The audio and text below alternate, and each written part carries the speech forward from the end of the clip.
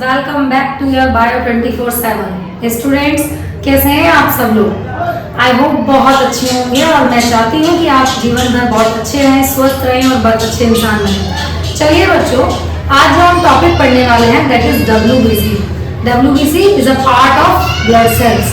देखते हैं, स्टार्ट करते हैं बच्चों। Now come to WBC। WBC white blood corpuscles।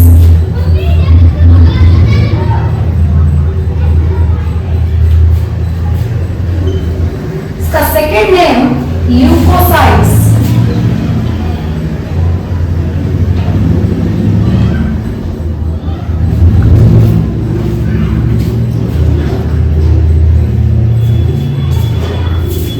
And the number is 6,000 to 8,000 per mm cube of blood. They are also called fighter cell.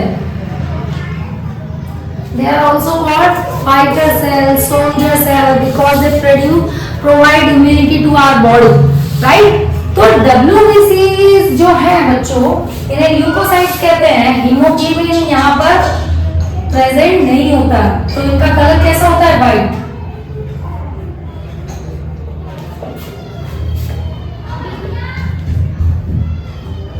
Haemoglobin जिसमें होता है वहां कलर कौन सा हो जाएगा? Red colour.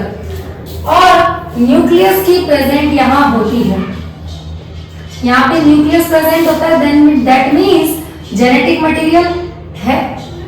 और सबसे बड़ी बात, जो फॉरेंसिक में ब्लड सेल्स, ब्लड सैंपल लिए जाते हैं, उनका टेस्ट होता है, तो जो जेनेटिक मटेरियल से, डीएनए से जो पता लगाया जाता है कौन किससे बिलोंग करता है, तो वो WBC की वजह से। और इनका जो शेप होता है अमीबॉइड। अमीबॉइड शेप मतलब अमीबा के जैसा। अमीबा का जो शेप है वो इरेगुलर है, कोई शेप है ही नहीं अमीबा का, एक्चुअल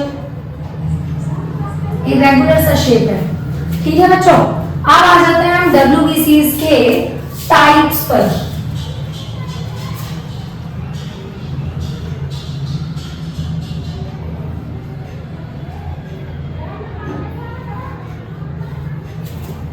टाइप्स यहाँ पर 2 टाइप्स हैं, granulocytes and एग्रेन्युलोसाइट्स।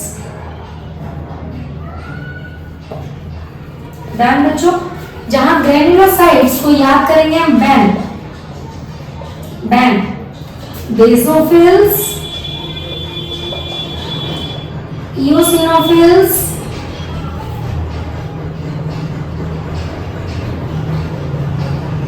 Neutrophils.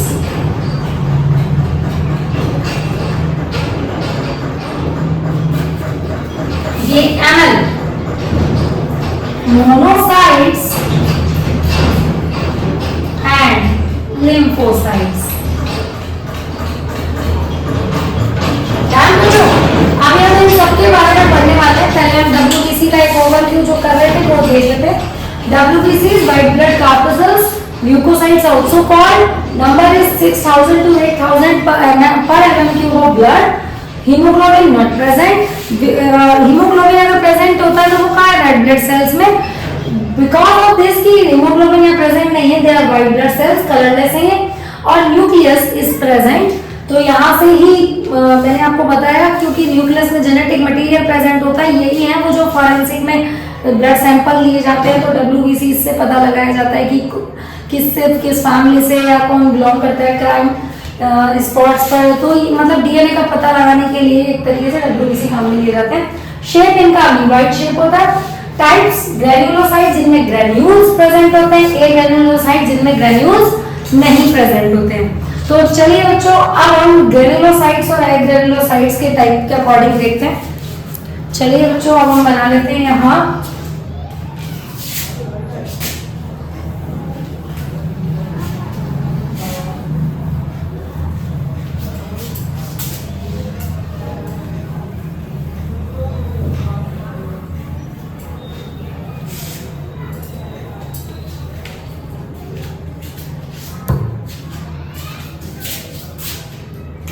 WBC's types. तो टाइप्स हो गया ये। देन डायग्राम, देन डायग्राम के बाद percentage number, then special features. हर एक WBC का अपना एक स्पेशल फीचर है। तो सबसे पहले हम क्योंकि ग्रेन्युलोसाइट्स की बात कर रहे हैं तो यहां देख लेते हैं ग्रेन्युलोसाइट्स। ग्रेन्युलोसाइट्स में बच्चों पहले न्यूट्रोफिल्स,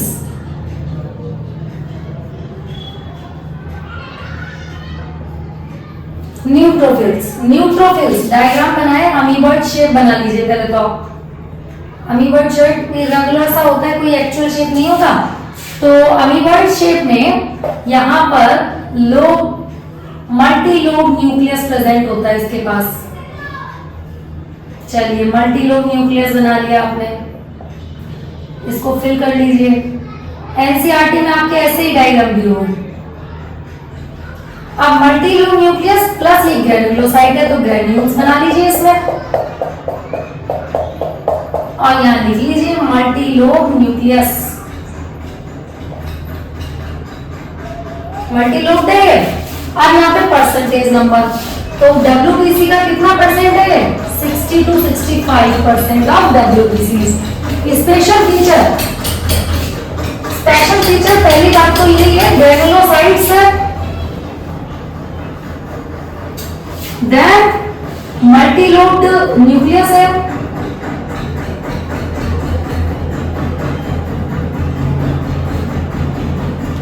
और इन्हें PMLNS भी कहते हैं, पॉलीमार्फोन्यूक्लियोसाइट्स।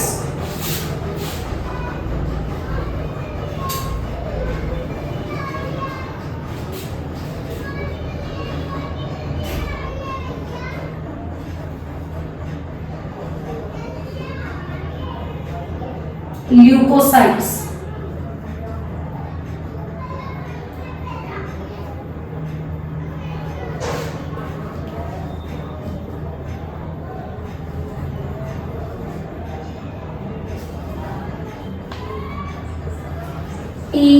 PMNLS भी बोला जाता है। ये आपके एनसीईआरटी में फैगोसिटिक इन नेचर होती है। डायरेक्ट जो बाहर से पैथोजन आएगा उसको किल करने का काम करती है। फैगोसिटिक का मतलब ये होता है निगल जाना, डायरेक्ट निगल जाती है। और क्योंकि न्यूट्रोफिल से मतलब न्यूट्रल, तो आप इसे चाहे बेसिक डाई से स्टेन करें या एसिडिक डाई से, दोनों से स्टेन हो जाती है। Stain with both dyes, acidic और बेसिक। इस टॉपिक को एक बार देख लीजिए बच्चों। चलिए बच्चों अब हम दूसरा देखें, तो दूसरा है ग्रेनुलोसाइट में बेसोफिल्स। बेसोफिल्स नाम से पता चल रहा है बेस और फिल्स, बेस को चाहने वाला है। तो जरा अमीबॉइड स्ट्रक्चर बना लीजिए वही वापस से। और इसमें क्या है, ये होते हैं ट्राइलोब, 3 लोब प्रेजेंट है। ग्रेन्यूल्स बना लीजिए, ग्रेनुलोसाइट है तो नाम लिख लीजिए ट्राइलोब। कितने नंबर प्रेजेंट होते हैं इसके? 0.5 से 1% ऑफ WBC। और सबसे पहला पॉइंट तो मैं यहीं से बना लेती हूँ, stain with basic dye. Basophil से आप याद कर लीजिएगा, stain with basic dye. Granulocyte तो ये है ही ट्राइलोब। ये क्या और ये क्या प्रोड्यूस करते हैं? देखिए हिस्टामिन, सेरोटोनिन और हेपेरिन। हिस्टामिन,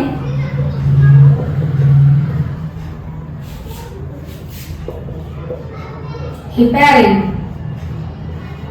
हेपेरिन क्या होता है? एंटी कोगुलेंट फैक्टर होता है। कोगुलेंट कौन है? फाइब्रिन। ये एंटी कोगुलेंट है, इसकी वजह से ब्लड की क्लॉटिंग नहीं होती। और सेरोटोनिन, इन्हें ये रिलीज करता है। अब आप आ जाइए eosinophils. Third one is eosinophils. Eosinophil जो है वही अमीबॉइड शेप बनाना है डब्ल्यूबीसी में, और ये कुछ ऐसे होता है, ये ऐसे हेडफोन्स टाइप बायलोब ग्रैन्युलोसाइट है ये भी। 1 से 2% of WBC stain with acidic die.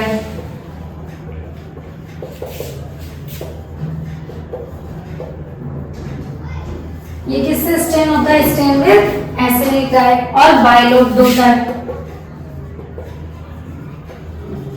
ध्यान बच्चों, इसको देख लीजिए आप लोग ग्रैन्युलोसाइट्स, फिर हम करेंगे ये ग्रैन्युलोसाइट्स।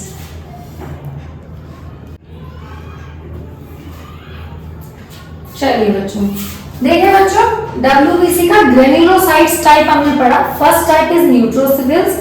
न्यूट्रोफिल्स मल्टी लोब्ड होता है, बहुत सारे न्यूक्लियस यहाँ प्रेजेंट है। 60 to 65% ऑफ डब्ल्यूबीसी होता है। इसको पीएमएनएलएस भी कहते हैं, पॉलीमॉर्फोन्यूक्लियर ल्यूकोसाइट्स भी कहते हैं।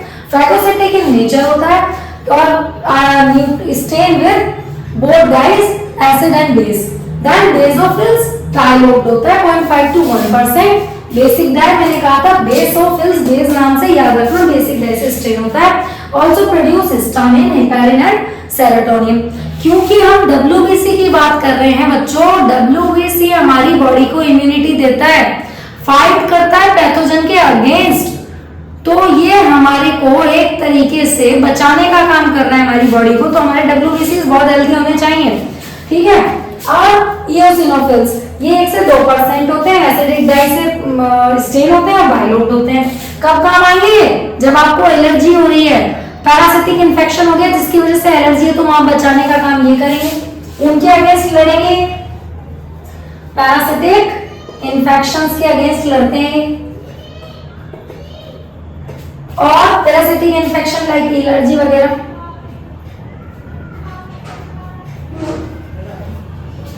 डन। चलिए बच्चों, अब हम पढ़ेंगे इसका ए ग्रैन्युलोसाइट्स वाला टाइप। ग्रैन्युलोसाइट्स आपका डन हो गया, अब हम ए ग्रैन्युलोसाइट्स पढ़ेंगे। चलिए मैं इसे रफ कर दे रही हूँ। Then rub the diagram also। ये भी आपका डन है बेटा। एक ही बार में हम एक ही बोर्ड पर सारे टाइप आपके लिए लिख दे रहे हैं, ताकि आपको कहीं बार बार चेक करने की जरूरत ना पड़े, और आप भी अपने नोट्स इसी तरह प्रिपेयर करें कि आपको बार बार पेज पलटने की जरूरत ना पड़े, आप एक ही बार में सब बता दें। अब हम करेंगे a granulocyte. Now first is monocytes. अब ये ध्यान रखिएगा, यहाँ ए ग्रैन्युलोसाइट्स लिखा हुआ है, अमीबॉइड शेप बना लिया। देन यहाँ पे हॉर्सशू शेप लाइक बना लिया न्यूक्लियस, इसको बीन शेप्ड भी कहा गया है, ये बीन शेप्ड है, एनसीईआरटी में कहा हुआ है। नंबर इसका 6 to 8%। इसका नेचर भी फेगोसिटिक है, पैथोजेंस के अगेंस्ट लड़ता है, उन्हें डायरेक्ट किल करता है। और इनका नाम अलग अलग ऑर्गन के अकॉर्डिंग, जहां जहां अलग अलग ऑर्गन में इनकी प्रेजेंस है वहां इनका नाम अलग अलग लिया जाता है। जैसे कि मैं लिवर के लिए बताऊं तो लिवर के लिए मोनोसाइट्स का नाम है कुफर सेल्स।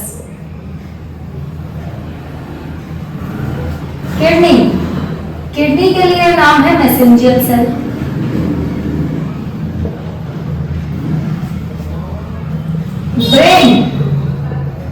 ब्रेन के लिए नाम है माइक्रोग्लियल सेल।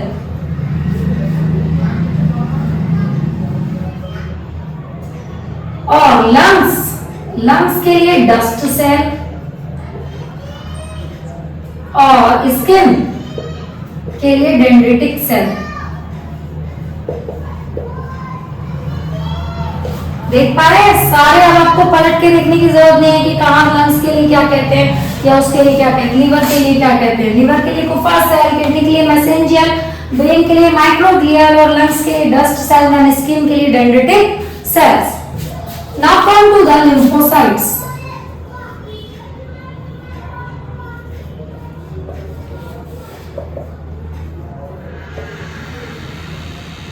लिम्फोसाइट 2 टाइप के होते हैं बच्चों, ये मैंने सॉरी आपके लिए सर्कल बना दिया। वापस अमीबॉइड शेप बनाना है, WBC पे तो लिखा ही हुआ है अमीबॉइड शेप। अमीबॉइड शेप दो टाइप से हैं आपके, B lymphocytes and T lymphocytes.